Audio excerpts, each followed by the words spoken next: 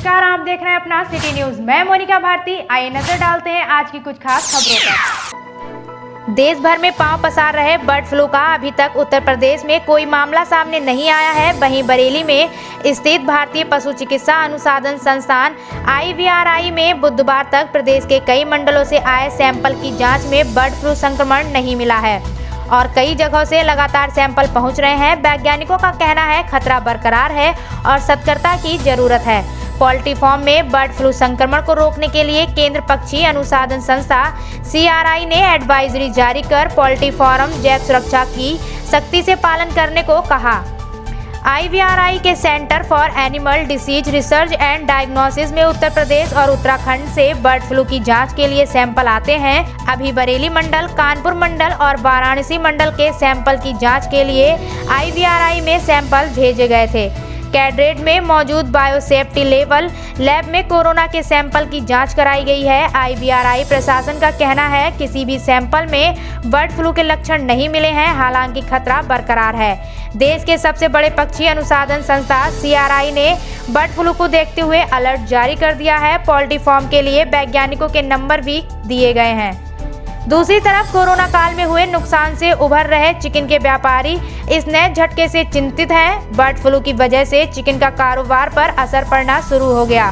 खुद केंद्रीय पक्षी अनुसंधान संस्थान ने कई बर्ड यानी कि समय सीमा पार कर चुकी जिंदा मुर्गियों को बिक्री रोक दी। बरेली में अभी बर्ड फ्लू के कारण अभी चिकन कारोबार पर ज्यादा असर नहीं दिख रहा है, पर प्रदेश में बर्ड फ्लू का मामला आया तो कारोबारियों में कोरोना के बाद दूसरा झटका लगेगा।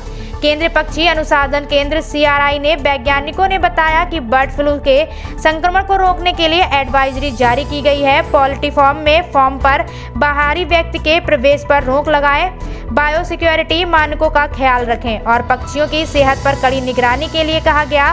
फार्म पर दाना पानी खुला ना रखें और फार्म के आसपास रिफ्लेक्टर लगा दें ताकि कोई पक्षी उड़कर फार्म में ना पहुंचे। अच्छा प्रश्न है, क्योंकि वर्तमान में अभी जैसा कि आप जानते हैं कि मीडिया में भी आया हुआ है 5 स्टेट्स ऐसी हैं जहां पर कि बर्ड फ्लू नाम का एक वायरस है वो रिपोर्ट किया गया है। उत्तर प्रदेश में अभी कुछ नहीं है, ऐसी एक भी रिपोर्ट नहीं है, बल्कि जो सैंपल हमारे बराबर में भारतीय पशु चिकित्सा अनुसंधान संस्थान में आए हैं, जहाँ भी मृत्यु दर अचानक बढ़ी है वहाँ के सैंपल्स आए हैं, तो चेक किया तो अभी बरेली में अभी तक कोई ऐसा रिपोर्ट पॉजिटिव नहीं मिला है।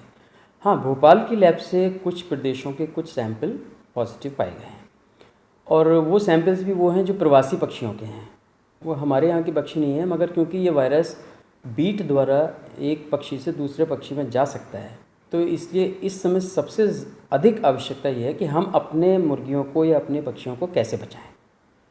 उसके लिए हमने भी अपने संस्थान में कुछ अलर्ट जारी किए हैं और कुछ हम चाहेंगे कि जो भी हमारे मुर्गी पालक भाई या किसान भाई जो इस बात को सुन रहे हों वो उनमें से जो हिदायत को ले सकते हों वो ज़रूर पालन करें। बाहरी लोगों का प्रवेश अपने फार्म के अंदर बिल्कुल बंद कर दें।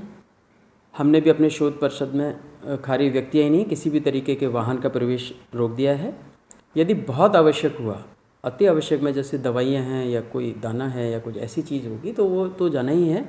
उसके लिए हम पूरे वाहन को सैनिटाइज़ करते हैं, खाली टायरों को नहीं, उसके ड्राइवर से लेकर हर जगह जहाँ भी संभावना हो सकती है कि किसी के जूते से कोई चीज़ आ सकती है उस हर चीज़ को हम सैनिटाइज़ करते हैं। यही सैनिटाइजेशन का काम आदमियों के लिए है। जो भी व्यक्ति फार्म के अंदर जाएगा वो अपने नीचे पैर के जो सोल होता है जूते का या चप्पल है उसको जो बाहर एक आपको बनाना पड़ेगा, एक टैंक ज़्यादातर लोगों ने बना रखे होते हैं, चूना भी छिड़का हुआ होता है, नहीं छिड़का है तो छिड़क लें कम से कम 3 फीट या 4 फीट की रेंज में, ताकि जब आदमी उस पर चले तो उसके 2-3 कदम चूने के ऊपर से होकर निकलें। और जूता एक ऐसा सोर्स है जो कि अंदर वायरस को पहुँचा सकता है। अंदर जाने से पहले हाथ धोएं और बिल्कुल यही प्रक्रिया लौटते समय करें। निकलने के बाद तुरंत हाथ धोएं, फिर से उस चूने पे से निकलें, ताकि आपके जूते यदि आप किसी ऐसी जगह जा रहे हैं कि वो वायरस अगर कहीं है तो वहाँ ना पहुँच जाए, तो आपको जाते और आते दोनों समय सैनिटाइजेशन का पूरा ध्यान रखना है। एक और महत्वपूर्ण बात है जो चूक हो जाती है कई बार, पक्षियों को हम पानी देते हैं, दाना देते हैं, तो वो फार्म के दरवाजे के बाहर होता है और अंदर जाके उसको दिया जाता है तो कुछ बच जाता है, कई बार बिखर जाता है। तो ये ध्यान देने की ज़रूरत है कि पानी बिल्कुल भी खुला ना रखें। अगर ज़रूरत है बाहर रखने की तो उसे ढक के रखें। दाना यदि बिखर गया है, गलती से बिखर गया है, तो उसको तुरंत साफ़ कर लें। आने जाने के रास्ते के ऊपर अगर पौधे या पेड़ लगे हुए हैं छाया के लिए, उनकी वो टहनियाँ जो सड़क के ऊपर छाया दे रही हैं, उन टहनियों को इस समय काट दें, ट्रिम कर दें उनको, ताकि वहाँ अगर पक्षी बैठे और उसकी बीट सड़क पर गिरे तो सड़क से किसी साइकिल या किसी पैर से फान तक ना पहुँचे। तो इस समय सड़कों की सफाई रखना, चाहे वो अंदरूनी हो या बाहरी हो, बहुत ज़रूरी है। एक और एहतियात जो हमारे कई बार अनजाने में गलती होती है कि आदमी एक फार्म में जाता है और उसके बाद ये सब करने के बाद दूसरे फार्म में चला जाता है। तो हम लोग इसको इस समय तो ये कह रखा है, हमने अपने यहाँ भी किया है और सारे कर्मचारियों को हिदायत भी दी हुई है कि कोई भी व्यक्ति, एक फार्म का व्यक्ति दूसरे फार्म में ना जाए।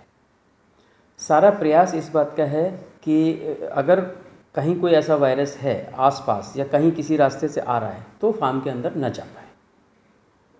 इसके साथ जो हम लोगों ने अपने फार्म में भी किया है और आपसे भी हम अनुरोध करेंगे कि अपने फार्म्स में रिफ्लेक्टर्स आते हैं, एक चमकीले कागज़ होंगे, अक्सर लोगों ने देखा होगा खेतों में लगा देते हैं। तो अपने फार्म के चारों कोनों पे पेड़ों के सहारे या खंबे के सहारे या किसी के सहारे बांधना है। वो रिफ्लेक्टर जब वो हवा चलती है, हिलते हैं, तो जो आसमान में परिंदे उड़ रहे हैं जो कि पालतू नहीं हैं, वो उस चमक को देख के वहाँ नहीं आते हैं। तो उससे हमारे बाहरी पक्षियों से बचाव हो जाएगा और बीमारी का रास्ता कोई हो नहीं सकता। आदमियों से आ सकती है, जानवरों से आ सकती है, साइकिल से आ सकती है, परिंदों से आ सकती है। तो हम इन सारे रास्तों को बंद कर देंगे तो फार्म में किसी तरीके का कोई परेशानी नहीं आएगी। अब जो ये पैनिक इस तरीके का है कि 5 स्टेट्स में रिपोर्ट हो गया है, यूपी में नहीं है, तो किसान भाइयों को भी परेशान होने की या बहुत चिंता करने की आवश्यकता नहीं है। अभी संस्थान द्वारा जो भी यहाँ डिस्पोजल होता है हमारे सरप्लस चीज़ों का, उसमें कहीं कोई रुकावट नहीं है। आसपास के लोग चिंतित हैं, फार्मर्स हमसे बात करते हैं, हम उनको यही बता रहे हैं कि इस समय वो अपने अगर बाहर के राज्यों से या कहीं से भी अगर पक्षी खरीदते हैं, चूज़े खरीदते हैं, तो फ़िलहाल ना खरीदें, क्योंकि उसमें संभावना हो सकती है कि कहीं दूसरे प्रदेश से या कहीं और जगह से अगर हम लेते हैं तो कहीं बीमारी साथ में ना आ जाए। बर्ड फ्लू का आदमी पर प्रभाव पड़ता है, मगर बहुत कम केस से रिपोर्ट हुए हैं। और जब यहाँ रिपोर्ट है ही नहीं यूपी में, तो चिंता की ज़रूरत ही नहीं है। जब भी आप अंडा और मीट खाएं तो एक विशेष बात है, भारत सरकार ने सारे देश के लिए जारी की है कि उसको अच्छे से पका के, अगर चिकन खाना है, मीट खाना है तो अच्छे से पका के खाएं। अंडा खाना है तो उसको अच्छे से पकाएं, उबालें, और जिस तरीके से पकाएं वो गर्म होकर ही पकना चाहिए। 70 डिग्री से ऊपर जाना चाहिए उसको, तो उससे कोई नुकसान आदमी में नहीं हो।